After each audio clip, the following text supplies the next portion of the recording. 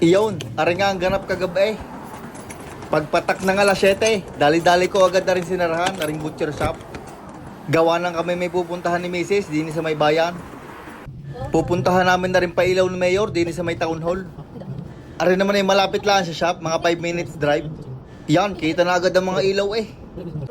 Ang opening na rin 6:30. Ay ako nasa trabaho hanggang alas 7 kaya ako hindi nakapunta. Hindi natin naabutan ng countdown. Aring pailaw na rin kada taon ginagawa nila din eh. Para may mapasyalan ng mga mamamayang Canadian. Siya arit kayo ipapasyal ko muna.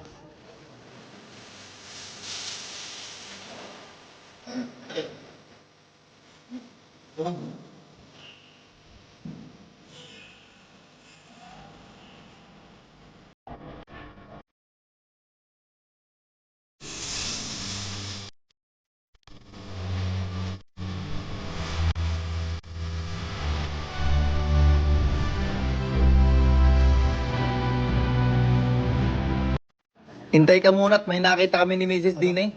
May nagtitinda ata ng palamig. Ay, hot chocolate pala. Ari, alam kong libre, kaso tinanong ko pa rin kung magkano, baka tayo mapahiya eh. Tinanong ko din kung may kape, eh wala daw, puro hot chocolate. Kagaling din nga ni Mayor, may pa hot chocolate eh. Bay, hindi pa sinamahan ng paborita. Yun, ayos na at may hot chocolate na tayo. Saktong-sakto, Red, kaginaw pa naman din eh. Tuwang-tuwa na naman ang dalawa at nakalibre. May pagar na kaya bukas ay makabalik. Habang nga kami nahigop na rin, ay di nag-iikot-ikot na rin. At baka may naglalako ng tinapay din sa tabi-tabay. Kami ngayon umupo muna din sa tabi at kahirap humigop ng mainit habang naglalakad. At nung kami naglakad uli, ay nakakita kami din ng maraming tao. Kala namin ay may pasabong na. Namimigay pala ng gingerbread. Sabi na at may patinapay din eh. Kompleto din nga naman eh. Maglalakad-lakad pa kami at baka mamaya may lugaw naman.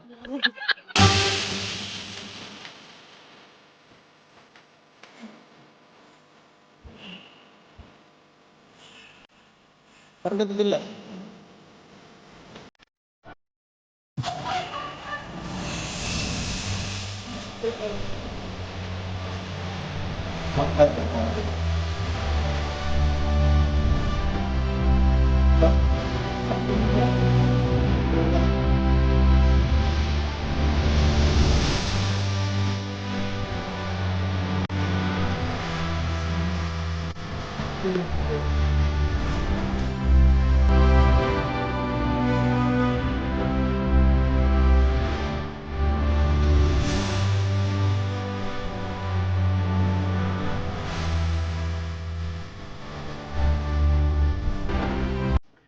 At iyon, di na nga natatapos ang paglalakbay ni Dora at ni Boots.